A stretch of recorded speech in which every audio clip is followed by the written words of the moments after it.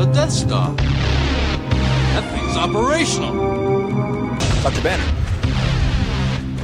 Now might be a really good time for you to get angry. That's my secret, Captain. I'm always angry. Hello and welcome to episode 152 of The Usual Podcast, the podcast where we discuss Star Wars: The Old Republic, the Star Wars franchise, and geek and pop culture. I'm your host, Marshall, and with me from far away in the future, 2 hours in the future, is my co-host, Will. What's up, buddy? Yeah, I can already tell that you suck in the future. Well, look, if you look forward, I always suck. Anyway, and we're just sitting here enjoying our usual frosty beverages, sadly, from afar, distance between us. But what are you drinking, dude? Your usual? I'm drinking diet tonight. And actually, you know what's funny? I went to the store today, and I just forgot to buy a beer. Yeah, you blew it. I also forgot to buy a beer. I'm on my last beer of the night, sadly. But I'm drinking Sierra Nevada Hot Bullet Double IPA. I just grabbed a 6-pack. They do like the little cube 6-pack cans, you know? Mm-hmm. It's delicious, and I love it, but I'm on my last one, and it makes me sad. But it should be enough to get through the show. It's not going to be a very long show, but this is a hallmark, my friend. A hallmark. 4 years. 4 years. But before we get started, if you have comments or questions, you can find us at theusualpodcast.com. Email us at theusualpodcast@gmail.com. And we're on Facebook, Google+, Pinterest, Instagram, Twitch, and YouTube. I am at Darth Pops on Twitter, and Will, even though he's in the Midwest, can still be found at I am Will Griggs. Yeah, I can. We're on iTunes, Stitcher Radio, Google Play, and Plex, so take the time to give us positive ratings, like us, share us, and engage with us on social media. I'm hoping to do a little bit better about that New Year's resolution kind of thing style. So here we are. So we have merch and stuff at teespring.com/store/usualpodcast. And of course, as always, the timestamps in the show notes if you're not a SWTOR fan or if you're not watching live. Thanks to everybody who is in the chat room. We've got skiing. Eddie was here for a bit. We had a Gortys sighting. We watched some trailers a bit ago, and I am just stoked to be back, dude. It's been about a month, and it's a long time coming, you know? Yeah, it's been a bit. It's been an experience getting here to the Midwest. Yeah, and should we just before we get into this, get into where we're at right now a little bit? Well, I still don't think we know exactly where we're at, but yeah. Let's do it. I agree. We don't know where we're at right now. We've had some changes, obviously in our normal recording sessions and what we're going to be doing. We've got some changes coming down, especially if you're a patron. We're going to be changing a couple things. We do 100% appreciate the people who have been patrons for as long as you have. So please, if you are a patron and you're listening to this, take a look at patreon.com/usualpodcast and really jump on there and make sure you change your tiers and stuff. We are not going to be doing the monthly thing anymore. We've been inconsistent the last couple of months, and I was feeling very, very, very, very, very guilty about it. Although I've talked to most of our patrons and they don't really care, but I don't know the best way to say it, but it's a pride thing. You know, if we're not putting the content out that we're promising, then I don't want to charge people for it. Exactly. Basically, what I did was our tiers were priced at $1, $3, $5, and $10. Or sorry, $1, $3, $5, $10, and $20 per month. Per month. I lowered them to $1, $2, $3, $5, and $10 per creation. Which would, if we do 2 episodes a month, then it evens out to exactly what you were paying previously. But if we have a month like we just had where we don't get enough content out, then you're not overpaying. Yeah. And I think that's important. We are probably going to go to bi-weekly. If I do, I don't know why we're doing that right now. If we go to bi-weekly, which we're probably going to do, at least with, Will and myself, if I choose to throw a show in between, or if Will's not available or whatever we're planning on doing, I have some guests that have already said that they do want to come on to the show. The bottom line is, I want to make sure people are getting their money's worth, you know, and we're putting out what we're supposed to be putting out. So, we are going to go bi-weekly, at least Will and myself. If I throw another show in there, it'll be me and Skeen, or, Jesse's agreed to come on to the show, which I can't wait. I'd love to talk to her for a bit. So, stuff like that. So, sounds like a plan. That last thing I said will make more sense here in a minute. So let's move on. So what are we doing? So Will's in the Midwest. You're safely there, which is important. Safely is the key word. For those of you who weren't really following along with me, and well, I was putting the sunnier side of it on Facebook. Those who weren't in my text chat, which I think Marshall is the only one here that would have been, unless Michaela's on here. I haven't seen her yet. It was an experience moving east because I drove from Seattle. Well, first of all, I drove from Fort Bragg to Seattle over a couple days to get there by Christmas. I had a nice Christmas with my family. And then I was driving from Seattle to St. Louis, and I was basically being chased by a snowstorm across the country. Oh, God. And I'm in an RV that had very, very little weight in it because I'd unloaded all my mom stuff from my RV, and I basically, everything I own is not a lot. So I made it through some really cold weather in Idaho and Utah. I hit snow in Utah and Wyoming, and I got to a little tiny town in western Wyoming, and I actually had to get a hotel room because it was a high of about 5 below. Oh my God, that's insane. With a wind chill factor of almost 20 below. It was pretty darn cold that day. I was worried that when I got out to my RV the next day, it wouldn't start up because fluids would freeze and stuff. But luckily, the antifreeze held up. And it was good to go, and I was able to get on the road. But once I get to the middle of Wyoming, the interstate was shut down for what are called high-profile vehicles like mine. Low-weight, high-profile vehicles. So, like, semi-trucks can keep going through because they're weighted down. But lightweight RVs like mine, well, relatively lightweight RVs like mine, right, would have just gotten blown over by the windstorm. So I had to find a way to get down through Colorado, and it was ridiculous. And then I finally was about an hour away from St. Louis, and I stopped for the last night, and I just got hit by a major rainstorm. Oh man. And then I finally got here, and it's been really nice since. I had a nice New Year's with my family. I'm parked out in front of my sister's house right now. I'm looking for work, so if anybody knows anything in the St. Louis area, I'm still looking. Finally got my unemployment taken care of. I got my first payment for that today, so that was great. Nice. Good day. Yeah, so it's a good day. Yeah, so it's nice. I like it here. And then I get here, and last weekend we had about a foot of snow. So yeah, that hit. Only a foot, you mean? Yeah, only a foot. Oh, cool. And then we're supposed to get another few inches on Saturday, but that's about it. Well, it's been raining like crazy here, but I'm glad you made it there safe, buddy. And really, seriously, I was worried about you, and I'm just really glad you're there. So, whatever the next step is for you, man, I'm glad you're still here and doing this with me. So I think that's important. Yeah, I'm trying to do a couple things. First of all, I'm looking for work. For those of you who are listeners over the last 4 years know that I've got depression and anxiety. And so some of these days are really, really hard, especially not knowing if my unemployment was going to come through. Also was a big stress when that got taken care of today. But I'm really going to start trying to get some new content out. So either through the usual Patreon page or through my own Patreon page, there might be other ways for you to help support me in the future. I did put in a press request for a local Wizarding World convention happening in St. Louis in March or February. I forget which, but is that a Harry Potter one? It's just called. Well, it's not. No, it's just called. Wizard World. Oh, okay. It's not Wizarding World, and so it's but no, it's a fantasy based convention. That sounds awesome. Yeah, so it should be a lot of fun. So hopefully I'll get, even if I don't get press pass for that, I might try to get tickets regardless and go. And it's wonderful. I'm glad I'm living in an urban area again. I mean, I'm in a small part of the city, but a great example is yesterday I got on Facebook, and you always see those things. Oh, so they're doing a special release event for a movie somewhere, right? Right.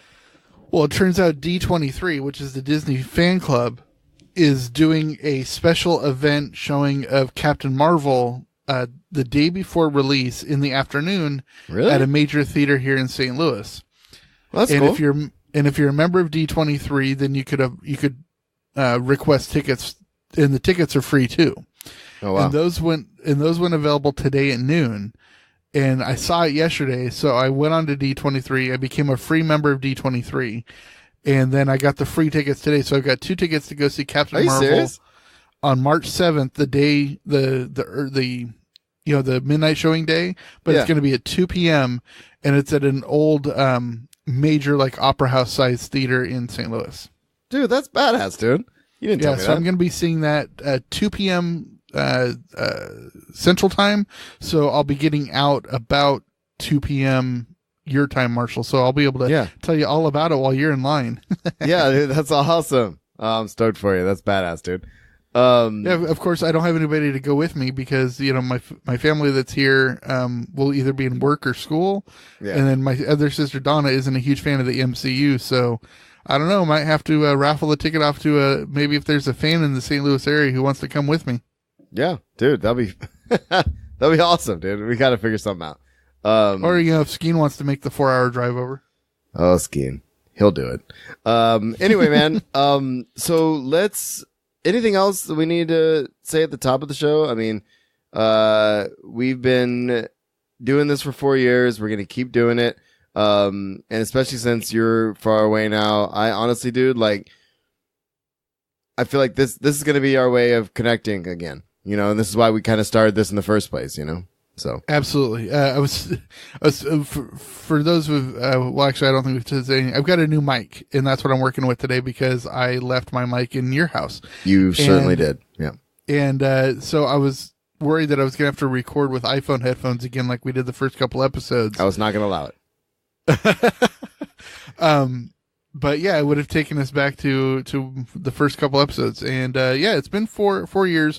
I don't think we should go into the whole origin story again because we just did that a couple episodes ago. Yeah, we did that on episode 150, so you can go back and check that out. So go back to 150, and if you want to hear where our origin story comes from, but it's funny you talk about going back, and I almost let you record on that shitty mic, and I was just like, you know what? I'm not gonna do it. We haven't recorded in a month. I am not going to allow you to record on a crappy mic, far away on Wi-Fi. It's bad enough we have the tech issues we have. So, I sent you the mic. So yeah. Plus, which I really appreciate.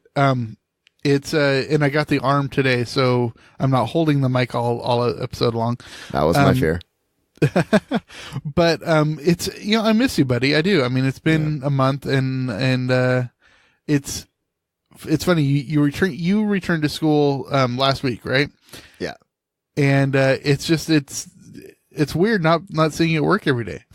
Yeah, it's actually funny because 2 things. One, John Skeen brings up he remembers when you were in the McDonald's parking lot recording, or in the McDonald's actually recording in the McDonald's or whatever it was on their Wi-Fi. Yeah, it was a few summers ago. I was actually parked on a street in front of a McDonald's, stealing their Wi-Fi so I could record. Oh my God.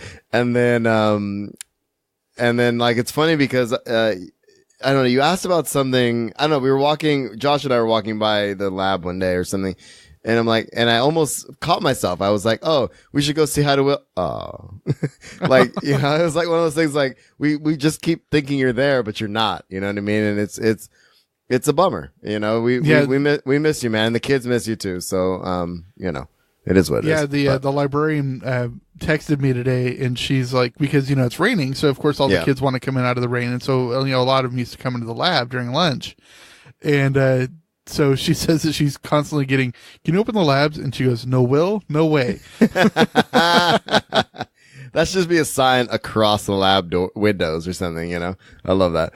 All right, because, man. If there's a will, there's a way. Well, there's no will, so there's no way. I love it. All right, dude. So should we do some SWTOR stuff? Yeah, and actually, because I'm unemployed, I've actually been playing a little bit.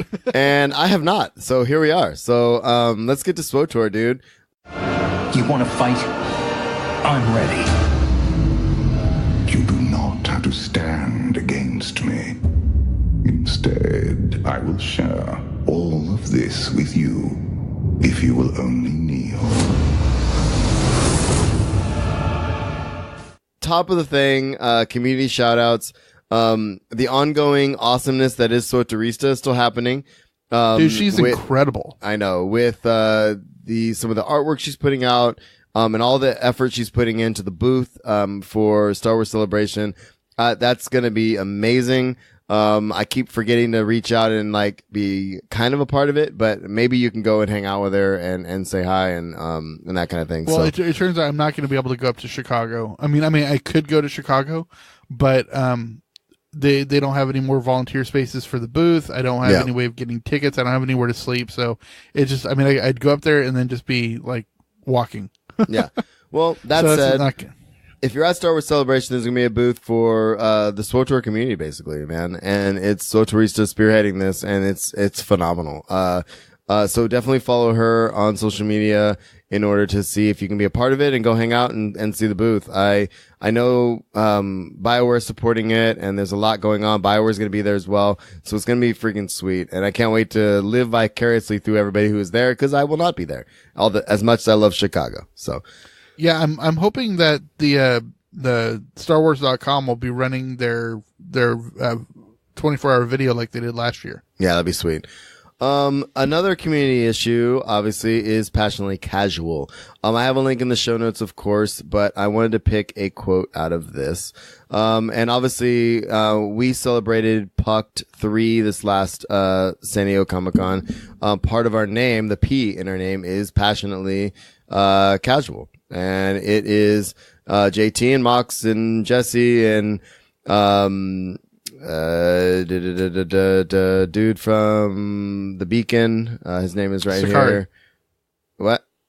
No, Sakari's part of it as well. But there's a bunch of people associated with it. But the big thing is Jesse posted a blog post talking about SWTOR in general. But Passionately Casual podcast is not going to be continuing, and they've done.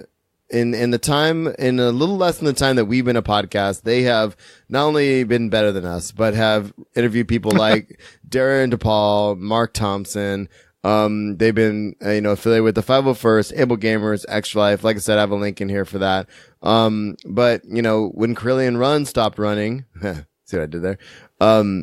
JT came over, Mox is there, Sakari's there, Larry Everett, of course, that's what I was thinking of, from Passionately Casual, not Passionately Casual. He did his RP section, and he writes for, Mass VOP, and a bunch of other people. Although they're on a kind of a permanent hiatus of sorts, they're all still around doing different things. So, let's not forget how awesome they were when they were around, so. Yeah, well, they're just much better people than we are, but, look, we're only two people. They're more than us and better than us. So here we are. Exactly.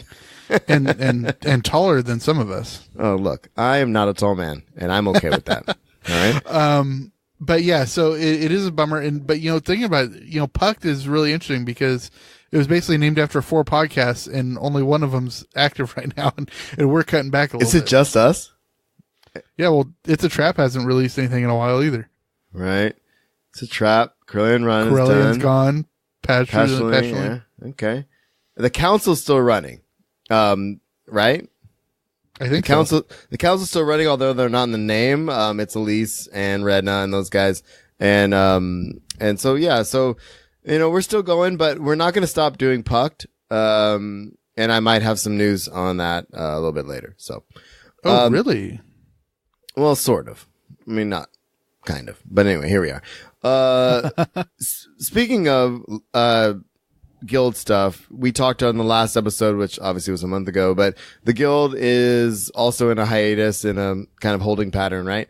But we are trying to put together one more What's an Ops group run. I have dropped the ball in trying to organize that, but I will, pick that up and try to get that going. Hopefully, I'd like to get it done this month, but it probably won't happen this month. I'm thinking the weekend after the Super Bowl, maybe. Just trying to get everybody together, or the Saturday before the Super Bowl. It kind of depends on what people are doing. So you've dropped the ball. You're saying you've pretty much fallen asleep in an elevator? Well, it happens, it's better than lava baths, bro.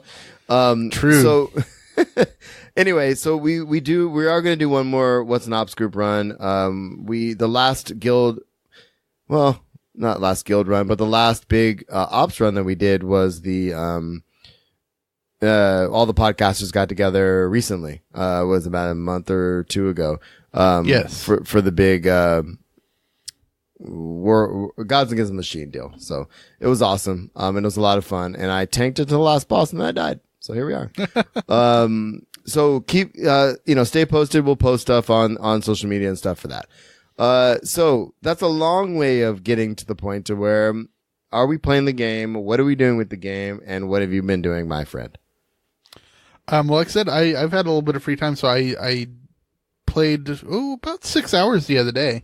Oh. And I ran through the OSIS dailies. I really like OSIS. I do. I like the framework of the world. I like the story.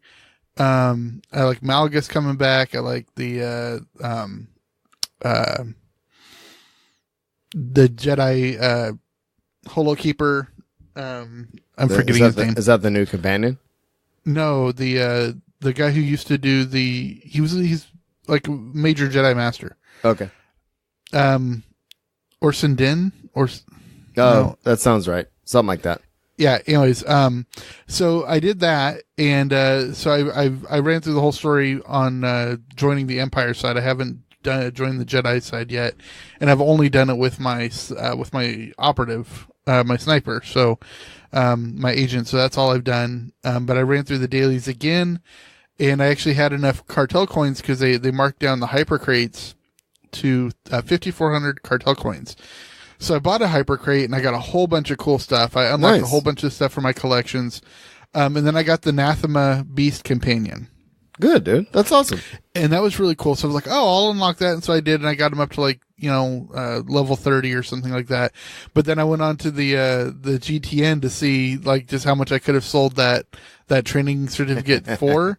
And it's like 8 to 9 million credits. Well, I don't know. 8 to 9. If it was like 50 or 60, I could see it. But 8 to 9 is not big. Yeah, I'd rather have the companion. So yeah, for sure. Cool. Well, cool, dude. I am very eager to finish OSIS. Look, Christmas. Those 2 weeks I had off over Christmas were not for gaming. I spent 5 days, complete 5 days, completing a Christmas present for my wife. And that was painting. I started off 2 rooms inside the house. It was supposed to be 2 rooms. It was the 2 rooms of the bathroom, the hallway, the ceiling of the hallway, and the downstairs part of the hallway. And it was 2 coats of primer, 2 coats of paint, a paint color change partway through. And it was 5 days of grueling painting. Why'd you change the paint color? I did not, sir. How dare you? But the point is I really wanted, she's been wanting that to happen for a while. It inspired us to throw some stuff out, reorganize the house and stuff and that kind of thing. But, it was a lot of work. And of course I work my other job and all that kind of stuff. And I'll get into what else I was doing over those 2 weeks off, which was important. But, I haven't got to finish OSIS, but I'm really eager to do so. I have picked a side. I've played it. I have started the main quest part, and I just haven't finished it yet. So I'm looking forward to it. I've unfortunately, because of the internet and because of our status in this community, I know Malgus comes back, and there's this whole thing, and I can't wait because I love me some Malgus. Yeah, you do. When he shows up is really cool. I really enjoyed the story. And it's cool. There's a whole new reputation, set. So that's what I'm working on right now. Nice. Yeah, skiing. It was a lot. It was a good gift. But I was thinking, it'll be 2, maybe 3 day project. It turned into 5. I started Wednesday moving and taping stuff, and by Sunday afternoon, I was done. It took a while.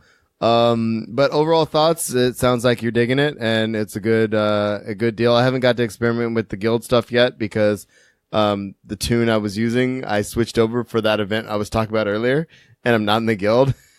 And so I haven't got to see any of the guild stuff, but yeah, I haven't checked out any of the new guild stuff at all. I did get my first, weapon tuning though. So nice. I got to put that in. So that was cool. So yeah, I'm looking for that, but I did, I really like the planet and the story so much that, I'll mention it, again in my top 10 later. Okay. Over budget is an understatement, sir, John. I went to the hardware store, 2 different hardware stores. No, excuse me, 3 different hardware stores, multiple times. I went back for paint 3 times. Anyway, it was a good project. It looks great. I'll probably post, I guess I never posted my pictures, but my wife posts pictures all the time. But, I'm excited about checking out the content. And speaking of, on the PTS, oh, look at that segue. Damn. I just pick up where I left off. I know, right? Now live on the public test server, for all subscribers is 5.10.1. And, whether you have a Mac character or not, they encourage you to check out the PTS and give feedback on the new layer boss. And it's called, which I love the name of it. It is called, where is it? I saw it earlier. It's something about the queen of something. Anyway, there's some perks you can get for participating in the PTS. You can follow the features. Right now it says mutated Geonosian queen can be found inside there it is. Hive of the Mountain Queen layer. And players seek to tackle this fearsome foe can do so in either groups of 8 or 16. And it's a layer boss available in both story and veteran modes. So yeah, it's cool that I'm excited about that. Yeah, it's cool that they're able to work in species that we don't actually go to the planets like Geonosis. But we do see the Geonosians on Tatooine and now here again on Osa. So yeah, it's really kind of cool. Yeah, it's cool, man. So I'm stoked about that, and I would actually like to. I'm not going to check out the PTS. I don't have time to even play the regular story, but I do like layer bosses, and I like that they're still adding stuff like that into the game. So yeah, I'm stoked. Anything else on SWTOR, dude? Anything else I might have missed from the community or anything? No, I'm just. It's big that Malgus is back. I can't imagine any kind of future where I'm a hero. Well, you're not. In the future, none of you are heroes. You're legends.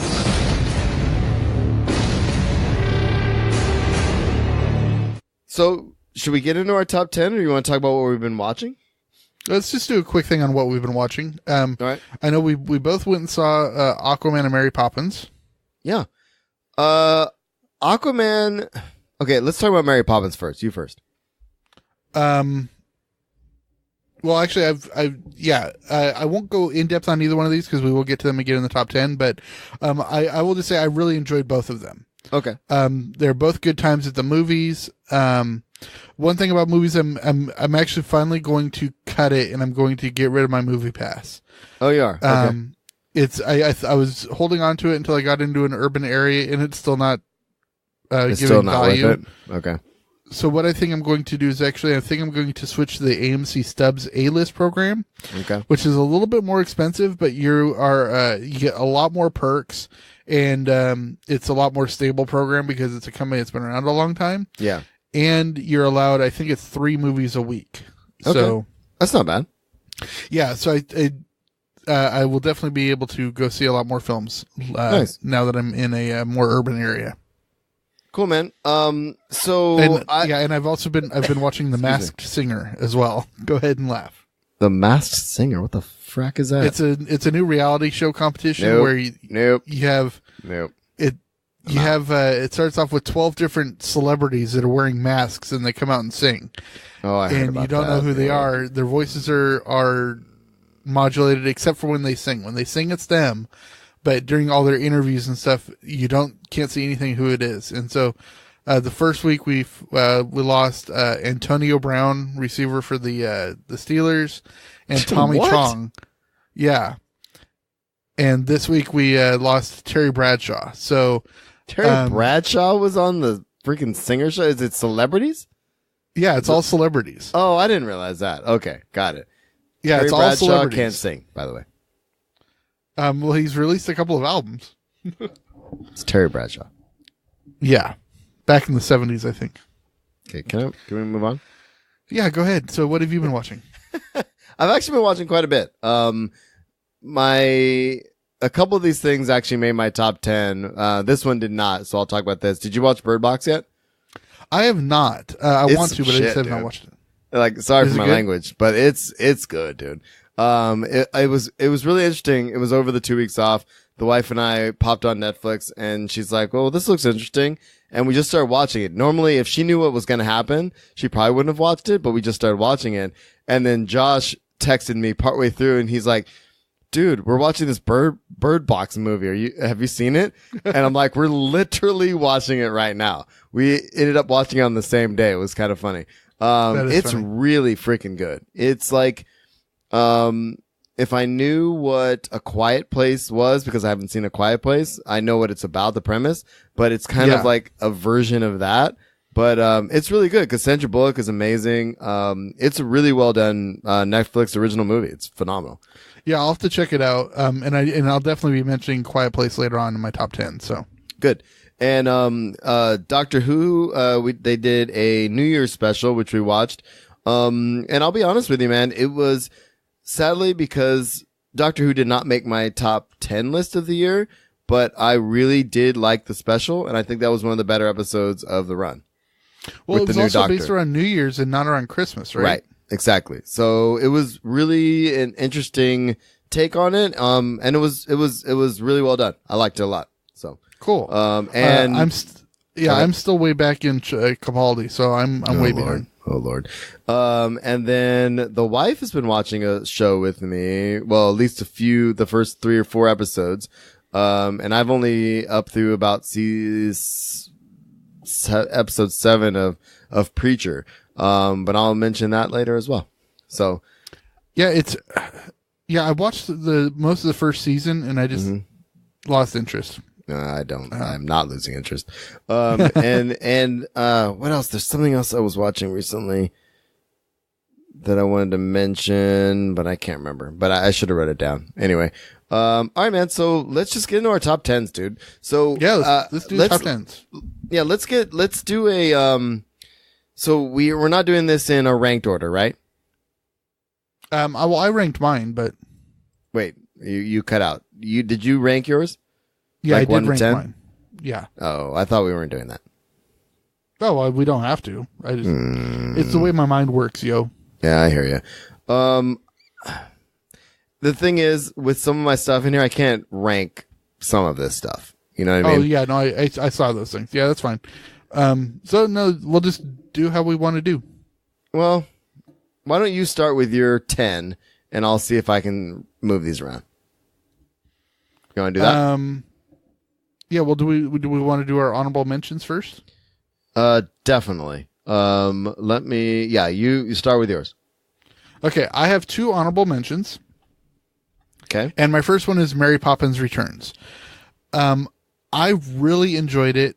I have a huge crush on Emily Blunt and a man crush on Lin-Manuel Miranda. Ben Whishaw was great as Michael Banks. The kids were fantastic. Right. It was great to see Meryl Streep pop up and Angela Lansbury, and even Dick Van Dyke made a cameo appearance. So that was a solid appearance, honestly. Yeah, those were really good. Colin Firth was a really good character in it. It was just like, it was good comfort watching. It's very much how Force Awakens kind of mirrored A New Hope. Okay. It's very much mirrored the original Mary Poppins. But they really did some things to make it their own too. So I will just say I really did enjoy it, but it didn't quite crack my top 10. All right. Sounds good. And go ahead. Yeah. And my other honorable mention was Solo. I also had Solo on my honorable mention list. And it wasn't that it's so bad. It's so interesting because last year, I think, my number 1 was the Star Wars movie, wasn't it? It was probably episode 7? No, the Last Jedi. So it would have been. Okay, yeah. Anyway, I don't know. Solo was great. I had a great time with it, but at the same time, it didn't outpace any of the stuff that I have up above it, I guess. Right? Yeah, I think we've hit this, we've beaten this to death over the course of the years. I think the worst thing that Solo did was that it came too soon after 8. They should have released it now in December. Yeah. And do it every year, because now it's been 7 months since Solo, and we still have another 11 months until episode 9. So they really should have just done every December. I gotcha. Anything else on your honorable mention list? Nope, just the 2. Cool. My other one, and I alluded to earlier, was Doctor Who. I'll, as much as I loved having the female Doctor, one of the things I like about Doctor Who, and it's campy sometimes, it's a little cheesy sometimes, but for me, like, it's the writing, it's the continuity, it's the story that's underlying it. And right. I feel like, and I'm not the only one to say this, obviously, but I feel like the stories were more standalone and not a continuous deal. There were some underlying stories that kind of came through it, but it definitely, for me, was a little more anthology-like. You know what I mean? Like, well, you got to remember, we also have a new showrunner, so it's not going to have that same overarching story that we had for the previous 3 Doctors or 4 Doctors that we had with Roger Davies and Stephen Moffat. So it's it's a new person coming in with a new take. Yeah, no, I hear you, man. And I think that makes sense. I'm with you. I'm almost there. I just rearranged all my top 10. So let's start with number 10, dude. Number 10. Countdown has happened. Number 10. My number 10 is the my favorite mobile game of the year, and it's Disney Heroes Battle Mode. Oh. It's really entertaining. It's basically it was kind of released on the heels of it was to release the soften the ground for Wreck-It Ralph. Ralph Breaks the Internet. Yeah. And the whole premise is it takes place kind of like in that world where Disney characters are being corrupted into bad, like they've gotten computer viruses, right? Oh, okay. And you have to like kill the virus or whatever. Exactly. And then release the characters and stuff like that. And so it's cool because you have a whole bunch of characters and you can fight. It's kind of like, I never got into Kingdom Hearts, but it's actually, you have like Mickey as a fighting character, and you have Elsa, and you have Baymax, and all of them fight together. And, there are awesome. Some characters that are tanks, and some are DPS, and so you've really got to like plan it out, and you are part of a guild, and you have all these different characters. They do events all the time. It's really, really fun. And, I unlocked Elsa. What's it called again? Disney Heroes Battle Mode. Okay. And I, just, unlocked Elsa, and she was my final character that I hadn't unlocked yet. So, nice. So you got them all now? Yeah, they do release about 3 or 4 new characters a month. So, we're going to be getting a new set here pretty soon. Mm-hmm. But yeah, so there's that. And my most powerful character is Jack. That's great, dude. I love it. Yeah, I didn't put any mobile games on my list. In fact, there's really not any. Well, can I add a last minute honorable mention? Do what you want to do, yo. My last minute honorable mention is Civ 6. I still have not played that.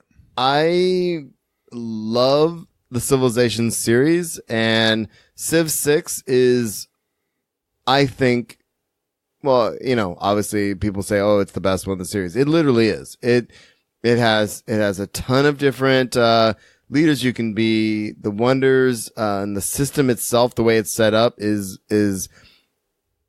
very, very, very well done. After playing most of the series, it's brilliant. It's really good. It's a lot of fun. I've been pouring a lot of hours into that instead of SWTOR, honestly. So, I'm gonna have to check that out because I love it's Civ funny. 6. I've been playing Civ 2 on an emulator, just because that's the one I grew. I mean, my brother got me into that one like 20 some years ago, and I still play it. Yeah. And I never got much into 3 or 4, just because they were much more battle based and less turn based. I played a lot of 4, a lot of 5. Both of those, but I really like 6 a lot. It's really good. Cool. Yeah, I definitely want to try 6. Okay, so my number 10 is a podcast, and it's the Ralph Report. Ralph Report's great. The Ralph Report came out in actually January of last year. I wasn't an early adopter, but I think I joined up in, I want to say February or March, soon after it got started.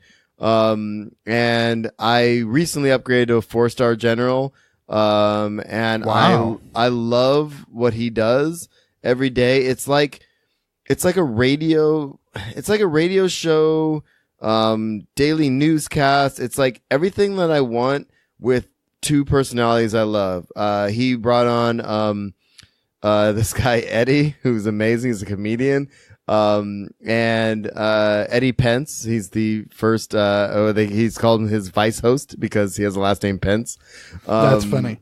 And it's really amazing. And every single day, for the most part, obviously with some vacations in there, I know that I'm going to get, some geek news, some movie news, some birthdays, some holidays, some fun stuff from the community. It's like Hollywood Babylon,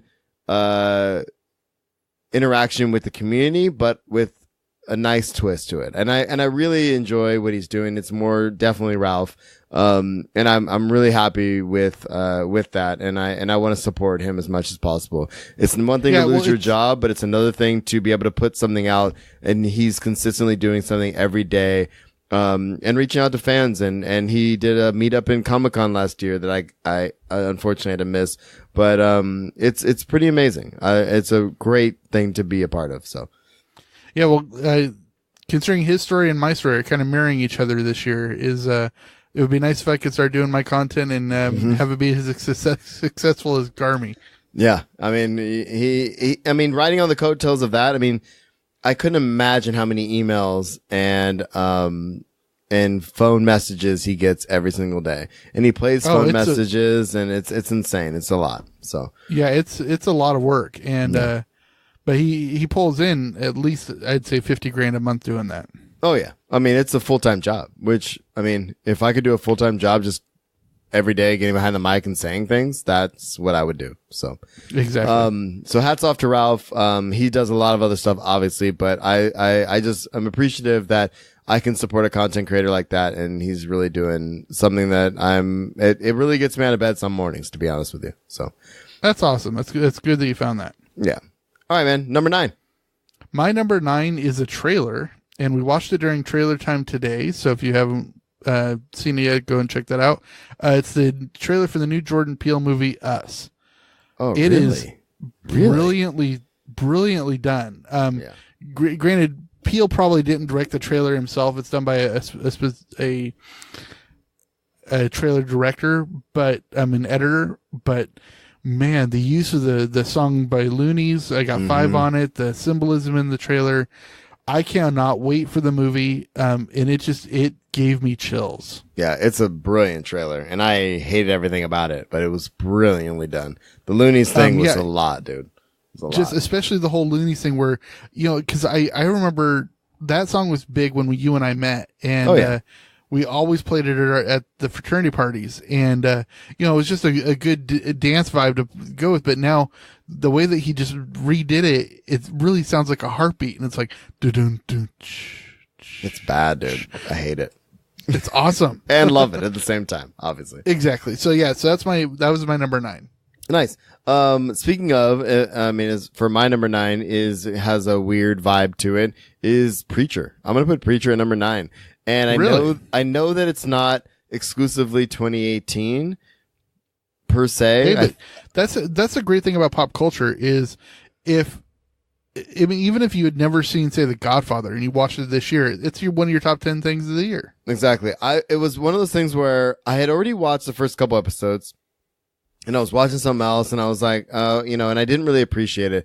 And then I got to talking about it a couple months back, and I was just like, I'm going to give it another shot. I really want to watch it. And then I realized the brilliance in that show. It's brilliant. It's gory. The writing is on point. The actors they chose are amazing. The shit is actually just off the hook. It reminds me of, I think last year, Dirk Gently made my list. For me, it has a very, very dark version of Dirk Gently, because it's like, all right, all this crazy stuff is happening, and I know there's this underlying story, but who are these weird ass people running around doing weird things? And I love that show. I love it so much. And I haven't even gotten to season 2 yet. And so, from what, isn't it produced by Seth Rogen? yes, it is. It's brilliant. Absolutely brilliant. Writing, execution. Like I said, I think I'm almost done with season 1, but it's legit. And it's one of those things, like, I was so happy I stumbled upon it, when I did. It was something I needed. So absolutely cool. makes I'm my glad. top 10. So Well, again, and this is just me being, sappy, but that's the great thing about pop cultures. There's always something of some kind for somebody at any given time in their life. exactly. It came at the right time. All right. Number 8. Number 8 is I have 2 podcasts on my top 10, and this one is the first one. Oh my God. So do I. So good. So good. And this is going to be the one political thing I talk about. Well, it's a historical podcast, but it's done by a political person. So it just shows my stripes. It's a Rachel Maddow podcast, but it's her getting together with historians, and they talk about the Department of Justice investigation into Richard Nixon's Vice President Spiro Agnew. Oh, Jesus. And it is wonderful. It is 7 episodes. It is crisp. It is clean. It is really, really well done. It talks about how okay. What's it called again? Bagman. Okay, got it. Whereas in a criminal empire, bagman is the person who delivers and picks up the money. Right. And basically what happens is most people, I mean, even me as a historian, I mean, I actually have a degree in history, and I didn't know all the stuff about Spiro Agnew. All I knew is that he resigned in disgrace before Nixon resigned, and that he was charged with tax evasion. That's all I knew. He was his running mate, right? Yeah, he ran, and they won together in 68, and then they ran again and won together in 72. And he had been the mayor or the governor of Maryland. And before that, he was what's called the Baltimore County Executive. Okay. But so even as a historian, all I knew was that this guy had been found guilty of tax evasion. Well, it turns out that's what they got him to plea to. But the Department of Justice had him cold on 40 counts of corruption. And it turns out that he was 40? accepting 40. And it turns out, going all the way back to his Baltimore examiner days or executive days, he was accepting bribe money for government contracts. And he had done it all the way up into the White House. As vice president, he was accepting money for government contracts. But it talks about how they needed to plea a certain way, the politics within the Department of Justice having to deal with what was going on with Nixon and why they needed Agnew out of office first. And Jesus, really, really brilliantly well done about a story that just totally got lost to history. And it's really well done. Oh, cool. Awesome, dude. And seriously, it's 7 episodes. They're all about 40 minutes long. So I was I would listen to it while I was driving across country. Yeah. And I listened to the entire show in a day, or the entire series in a day. Nice. My number 8 is the stark opposite of what you just said. It is not educational. It is, there's no history involved. In fact, let me guess, is it Sans Pants? Most of the facts are wildly inaccurate. And this is another Patreon thing that I'm a part of, but, with a big, giant addition to it. So it is Sans Pants Radio. Yes. They've expanded more. They're doing more stuff, and I'm still in the same tier, the top tier that I have been a Patreon for a while. They have more D&D stuff. They're doing Twitch streaming now. They're, a lot of the, Nintendo Switch games I'm playing right now are because of what they're playing on their streams. Cool. There's a lot of really cool stuff that they're doing. And I just love those guys. That said, they've, added another podcast to their network. And the name of it, sadly, is not really that appropriate, but it's called BigSoftTitty.png. Okay. BigSoftTitty.png. Okay. It is 2 comedians. They're a couple, Demi Laudner and Tom Walker. Okay. I love them so much. It's not even funny. I would put them higher on my list if there weren't other things on my list. I actually whenever I just need to listen to something, I need to laugh. Those are the two. That's the podcast I put on now. Go to. It used to be like Tell 'em Steve Dave or something like that. And I love Tell 'em Steve Dave. Honorable mention Tell 'em Steve Dave. Because I'm a patron of them as well. But Big Soft Titty is phenomenal. Like, Demi Lauder's like this little tiny Australian chick, shitty childhood, and she just turns it all and she's so quick, and the two of them together are just absolutely brilliant.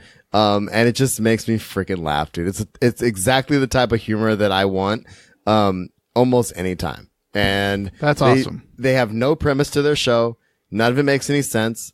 A lot of times it's just sounds they're making, or like Tom will go on and like find some weird forum that they're talking about. It's a trip, but I love it. I love everything about it. So that's really cool. That's my number 8. So awesome. Number 7. I have Comic-Con and Pucked 3. Normally this would be higher in my top 10, but it was just a weird Comic-Con for me this year. I mean, it was fantastic that my brother and my nephew got to join. That was very, very cool. I think my nephew was a little overwhelmed by the experience. So that made it a little bit difficult. I really enjoyed the out of convention stuff much more than normal. I liked going to play D&D at the Airbnb. Yeah, that was fun. Excuse me. I loved getting together with everybody at the taco place, or at the Marriott Marquee. Yeah, thank you. The Marriott Marquee outdoor bar. That was just so much fun. Yeah, it was a stressful one for me this year just because of finances and stuff. So I'm really looking forward to next year. Hopefully I can afford to go next year. We still haven't heard back on press passes yet. The application's in. We're just waiting to hear back. So cool. Well, it's definitely still my top 10, but it's down at number 7 this year. And on that note, my number 7 is Extra Life 2018 and the last moments with our guilties. And the SWTOR community as a whole. That event was amazing as always. I did my 12-hour stream. We did the games. We did everything that we normally do. But yeah, man, it was kind of knowing that was probably my last Extra Life stream with the guild. Right. Ahead of time. Made it meaningful and got to my top 10 for sure. So it's important. This year's Extra Life was weird for me because because of knowing I was losing my job and all that stuff. It was a much more stressful year for me, and so my sleeping patterns have been off for decades, but really bad this year, and I literally slept through all of Extra Life. Yeah. Well, I mean, and it was a great event. We raised money. I met my goals. It was phenomenal and awesome, and it was just so much fun to do the match game thing we did and stuff like that. It was just fun. So let's go to number 6, dude. Number 6. Number 6, I have Aquaman. I really liked Aquaman. It was a lot of fun. I thought Jason Momoa was hilarious. I thought Daniel Defoe was great. I thought they could have picked a better actor to play the villain, but I thought the guy who played Black Mantis was phenomenal. Yeah, and I can't wait to see what he does in the next one. I was channeling my inner Dr. Evil when I saw the sharks with freaking laser beams stuck to their heads. It was just beautifully shot, and it was fun, and it's whenever DC can stay dark but wants to have a little bit more fun, like they do with Wonder Woman and Suicide Squad and Aquaman. They do it much better. And so I'm actually very excited more for the DC universe coming up, especially with James Gunn doing Suicide Squad 2. Well, and while we were talking about it, that made my number 5. It's only one off, so I figured I might as well continue talking about it maybe, since it's the same. I had a blast with Aquaman, and I think it was the first movie that I took my kids to without screening ahead of time. Oh, really? And the 4 of us went, and we went with some friends, and it was really really cool to be able to take them to a a DC or Marvel movie that was, PG-13. And knowing, because we watched all the Marvel movies, we watched all the Star Wars movies, I knew they could handle it. I knew it was a little lighter, and it wouldn't be as quote unquote scary for them. Right. And they had a blast. They loved it. And, I think the comedic notes were great. The underwater effects were phenomenal. They just, William Dafoe was great. I love him. It's a Daniel Dafoe. I meant William Dafoe. Yeah. Oh yeah. I missed what you said, but, William Dafoe was great. And just some of the scenes, like, there was a couple scenes that stood out to me, but anyway, and honestly, it was just a really well done DC flick. And I think they did it. I think they did it really well. Okay, a little side note. Please tell me you went to go see Aquaman with the Fishermans. No, who did we go? I'm trying to remember who we went with. We actually originally were supposed to go with Packy and Bianca, and then we were watching Mackenzie that day, and that was why we went and saw Mary Poppins. And so, gotcha. So we ended up going. Who did we see Aquaman with? Maybe it was just the four of us. I swear we went with somebody. I'd have to ask the wife. But anyway, it was a lot of fun. It was really, really, really super cool. So that was my number 5. So, all right. Well, my number 5, and then we'll come back to your number 6. Yeah, go for it. My number 5 is my other podcast. Okay. And this one's really funny because it was actually recommended by you, but the reason why but it's by a person that I've been following longer than you. It's Unobscured by Aaron Mahnke. And Cabinet of Curiosities or Unobscured? Unobscured. Oh, yeah. Okay. You said it already. Sorry. Yeah. So, I've been following Aaron Mahnke. He's actually, I think, on my top 10 the last 2 years. Because I think the Lore TV show was on it last year and the Lore podcast was the year before that. Right. But this one, I had fallen behind on Lore, and so I hadn't heard the ads for Unobscured yet. And then you told me about it, and the fact that it was all about the Salem witch trials, and the fact that my family actually has a connection to Salem witch trials. Yeah, your name awkwardly pops up a lot. It's weird.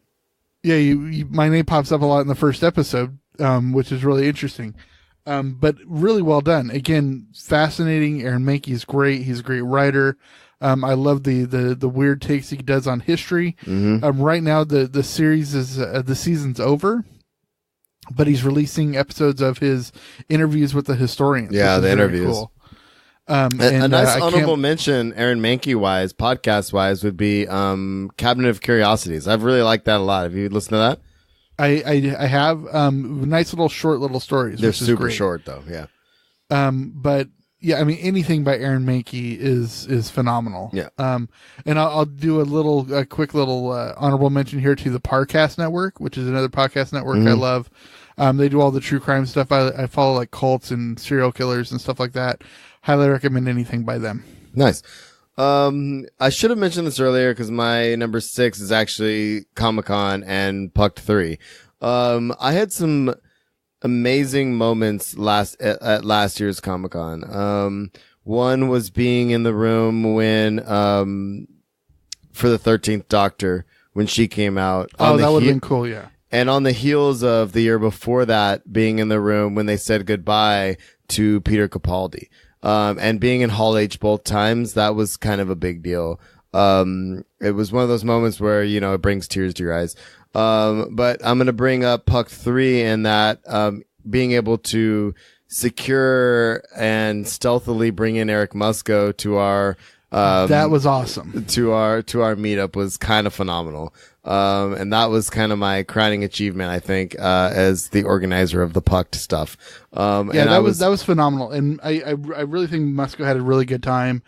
Because actually he chose to hang out with us. We all went out for drinks and dinner afterwards. So yeah, I mean, he hung out for a while. We ran into him a few times on the floor. I actually mentioned to the students when I showed them the trailer for Anthem today, and I was talking about that and him being on the floor and representing BioWare in that way too. But right. I really it was a really good convention. It was meeting SWTOR for the first time. It was we met Will for the first time, right? Yeah. We call him Other Will. And then, just some of the things that we were able to do, but we did a lot of offsite stuff, and we just had a lot of fun. We had the Airbnb where we played D&D and all that. And it was a really, it was like my 7th San Diego Comic-Con. I met, R.A. Salvatore, for the, in person, and got to talk to him. And, some of the offsite stuff we did was just amazing, dude. Well, Babylon was wonderful again, of course. Babylon was great. I saw, I got to meet Ming Chen and Brian Johnson in real life, and then go and see their show, on that Thursday night. And just stuff that, you never think you're going to get to do. I feel like I got to do, at that last Comic-Con. And, I'm really looking forward to this year as well. We got to figure out where we're staying, what we're doing. But outside of that, it was definitely, it should have been high on the list, but, once you hear the other stuff, it'll make more sense. So. Yeah. Did you say you had something, that you want to talk to about Pucked?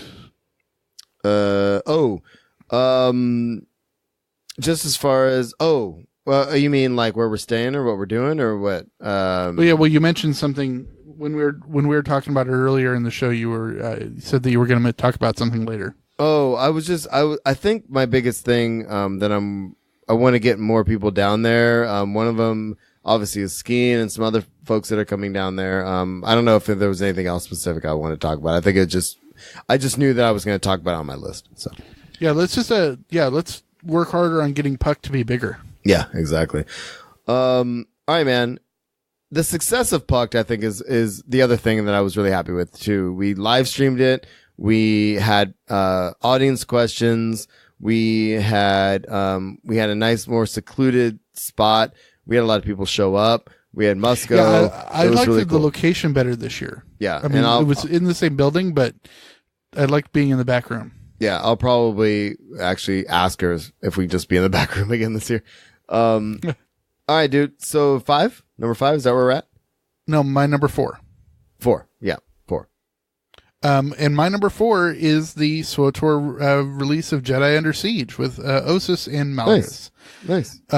It's I really enjoyed I'm drawing a blank on the name of it, but the one at the train.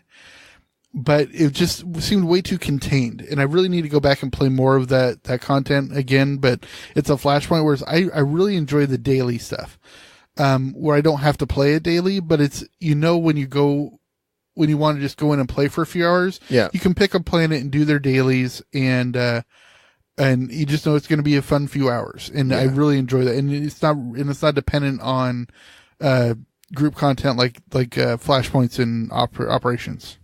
For sure, dude. And that would make my honorable mention had I finished it, probably. Or been higher on my list. Who knows?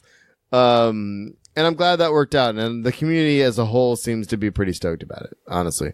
Yeah, it's been a successful DLC. Yeah. My number 4 is just honestly the support of my family and friends with a family thing that I had. That came up in the last year, was a really big thing with within my family that came up, and which is phenomenally great, which is amazing, and has been getting better every single day. And just knowing that my friends and family are there for my family when something goes a way that people don't think, I think is it's really been as being a father and knowing if something happens with something is going on with one of my children, then knowing that my family as a whole, with only, very minor exceptions, is going to be there for us is important. And, you've been amazing. My colleagues have been amazing. My family's been amazing. It's been awesome. So, and it's not one of those things I'm going to give any more specifics on, but, it's important that I acknowledge the fact that, I've surrounded myself at almost age 40. I've got 3 more months, in the 30s. At almost age 40 that, my family and friends are there, and I've surrounded myself with the right people. So. That's my number 4. Honestly, I'm going to throw a little honorable mention here too about my move has been very stressful, but I can honestly tell you that not a day goes by where I don't hear from somebody from the community, whether it be Jess or Eddie or Skeen or somebody just saying, how's it going? Do you need anything? Do you, it's wonderful the support that we get from everybody around us. It makes all the difference, man. It really does. Big shout out to the people that we've surrounded ourselves with. We've made the right choices, Yeah, I guess us hanging out for beers and going to a concert 20 years ago has helped out. I think that's important. Yep. Some random concert with a teacher of ours playing the trumpet, something crazy. I know, right? It trombone. The swing. It was a swing band, or wasn't it? Yeah, the Swing Daddy Kings or something. I don't know. Yeah, Swing Daddies. I don't know. Who knows? All right, man. What are we at, number 3? My number 3 is Avengers Infinity War. Mine too. I really, really enjoyed it. I think the Russo brothers just nailed it out of the park by being able to not only include so many characters and different written scenes, but the just execution was phenomenal. And just the amount, I mean, it's now, 7 months later and we're still talking about what it could all mean. Right. And that just shows a good storytelling is that when people are still trying to analyze it, months and years later. And they really did it right, honestly. It is literally my number 3. They did it right as far as the lead up, the execution, and then, like I said, it's not like Snoke speculation. You know what I mean? It's like, okay, right.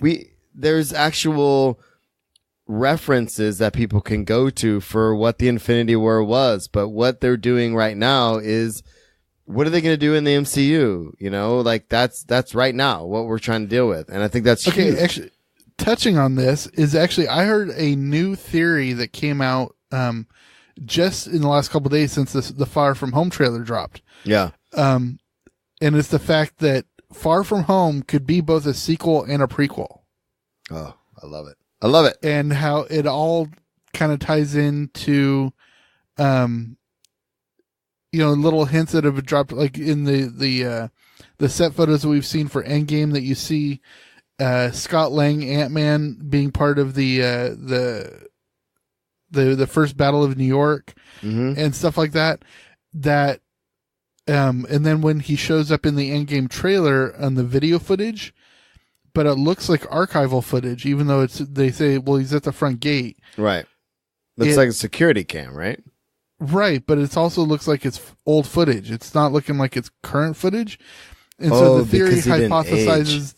Yeah, well, it hypothesizes that he got out of the quantum realm and he ended up back in time because he went through a vortex. Oh, interesting. And that he ended up being able to fight with the Avengers at New York because they knew about him. He knew he was... because he had all that stuff sooner. You know what I mean? Interesting. Okay. And then he is actually side by side with the Avengers the entire time following that, because he showed up at the Avengers compound 10 years earlier or something like that. Right. Let's not forget, we did have a response from the community. Should we do that as an honorable mention real quick before we get to the top 2? I didn't see that. From John mentioned, John Skeen texted us and he mentioned the passing of right. of Stan Lee, and it's interesting to say the death of somebody is like the top thing that happened that year, but honestly, it's a big deal. It's the culmination of all of the things we've been talking about, right? Exactly. And it's a huge thing, and it's an honorable mention in that it's not like, oh my God, nobody's glad he passed, but we're glad he existed, and we're glad that we are able to do what we are doing right now, literally almost because of him. So exactly. Yeah. I mean, it's just amazing that, he started working on this stuff back in the 50s. Yeah. And characters that he created. I mean, he created the Fantastic Four in 1961? Something like that. Spider-Man was 64. The Avengers was 65. it's just amazing that all these characters that he and Jack Kirby and drawing a blank on the other guy. Anyways, that they all worked on together, right? Has now just totally filled an entire universe. Yeah, it's amazing. Okay, so did I talk about my number? We talked about our number 3s and your number 2. Right. My number 2 is A Quiet Place. I'm actually not a huge fan of horror movies, and this isn't your basic horror movie. It's a thriller, really, but it's John Krasinski and Emily Blunt are phenomenal separate. I love them both. Amazing. It's just amazing. But as a married couple and as a couple that works together, they are a force to be reckoned with, and they are both great in this movie. Krasinski wrote and directed it. Emily Blunt's fantastic in it, as is Krasinski. But yeah, you have to watch it because it is brilliant and it is amazingly well done. Absolutely will. Okay, so I know one of my top 2 is going to be your one. Right. So I'm trying to figure out. I've literally relabeled my 1 and 2 like 4 times in the last 20 minutes because I can't figure out what I want to do with it. So I think what I'm going to do is just go ahead and say that number 2 for me is Black Panther. Okay. And that's my number 1. That's your number 1, I know. And I'm going to say that's my number 2 because the personal stuff in my life trumps a movie. Oh, absolutely. And so number 2 for me and number 1 obviously for you is Black Panther. Black Panther, I don't even know what episode it was that we talked about it. We did the reaction show or whatever. By far my favorite movie of 2018. It was so in depth, so deep. Michael B. Jordan as Killmonger was a revelation as a villain. Yeah. As a sympathetic villain. Yeah. And for me, and you can hear, and I get the joy of listening back to everything that we say to each other. I can hear when I crack a couple of times, talking about certain moments in Black Panther and what it means to me that movie even exists. You know what I mean? Oh, exactly. So for me, I mean, it's easily a number 1 for me, but right. It's not my number 1 after you hear my number 1, but it's your number 1 pop culture thing. It's definitely my favorite pop culture thing that happened in 2018. I love Black Panther. I'm going to tell you something that I saw a meme the other day. Well, not a meme, but it was a picture that somebody took in a classroom. Mm-hmm. And it totally typifies what white privilege is, right? Yeah. And it says that white privilege it was an African American teacher, and he was obviously teaching an African American studies class. Yeah. And he said, white privilege is your history being taught as a requirement, and my history being taught as an elective. Yeah. It's amazing. Okay, and that just totally is what I get from like Black Panther. And I also got the same sort of feeling at the Golden Globes this year with the whole rise of much more representation in the Asian community. Yes, absolutely. I can in no way understand how you felt watching Black Panther, or how any of our Asian followers felt watching Crazy Rich Asians or anything like that, because I've always been able to see myself represented up on screen, right? Whereas you guys haven't been able to see not only a hero but a villain, a sympathetic villain at that. It's amazing, and I'm glad that you guys can experience that. Yeah, that unfortunately we've been able to experience for decades. Well, and I think that for me, one of the more powerful moments in Black Panther, and I said this in our reaction show, was at the end when they are back in Oakland. You know, it's perfectly bookended. You know, you start in Oakland, you know, in the ghetto of Oakland, where my dad grew up. Literally where my dad grew up, and you go and you end the film where obviously a very privileged, a very privileged black entity shows up in the ghetto of Oakland saying, we're going to bring this up. We're going to take what we have and we're going to bring this area up. This is what we're tasking ourselves with right now. In light of all of the other stuff going on in the world, he says, you know what?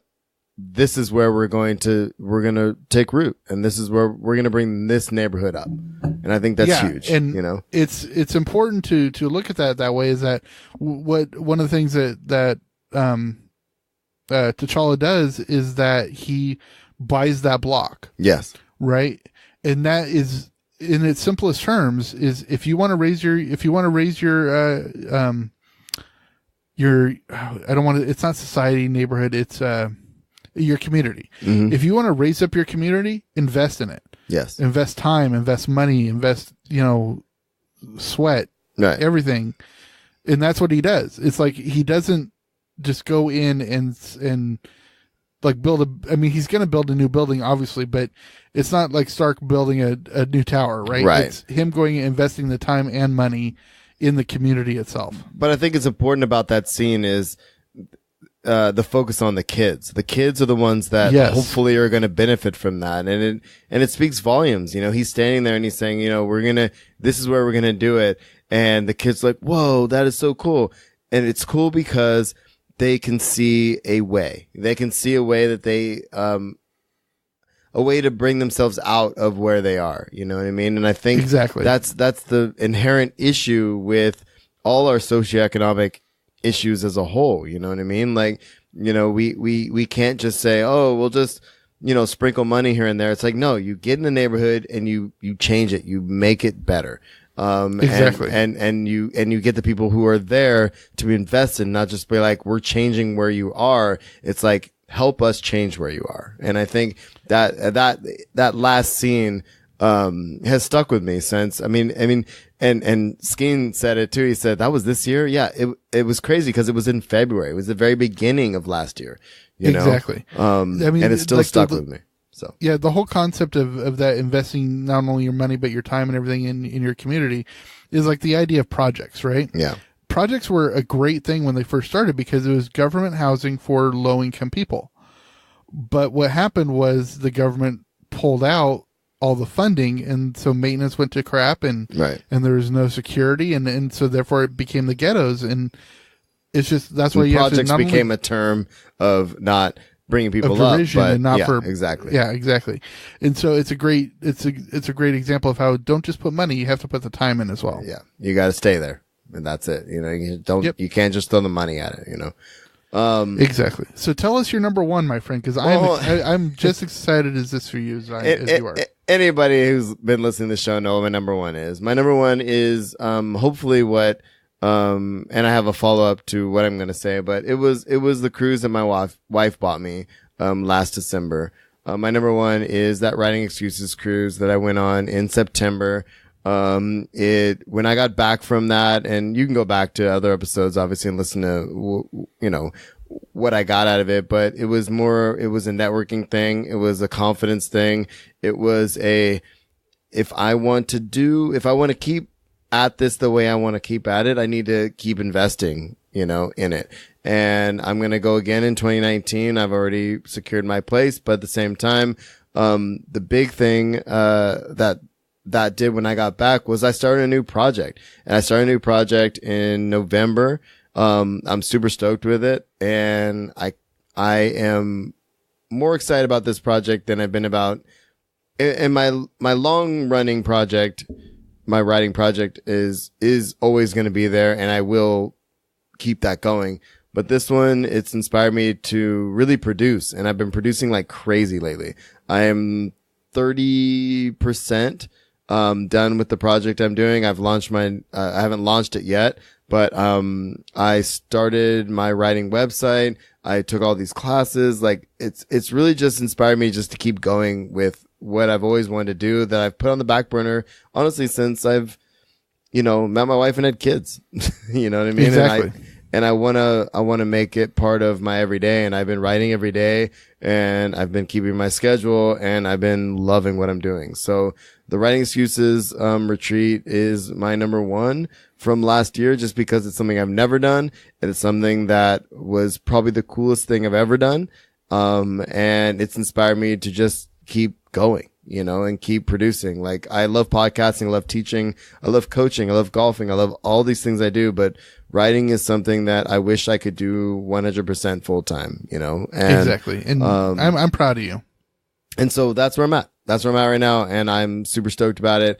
The scenes I've been writing the last couple of days have been just a blast, and I've met some people on that cruise that I'm still connected with, and I'm still talking to, and some amazing writers, and it's been great. It's been really, really cool. So I would love to have put Black Panther in front of it, because it seems kind of weird to be like, I did this cool thing and that's my number one, but my number one thing was a cool thing I did. You know what I mean? And exactly. I love movies, but Black Panther is a great movie, but what I got out of that experience and what I'm doing now trumps that for sure. So, God, a terrible term. I hate that term now.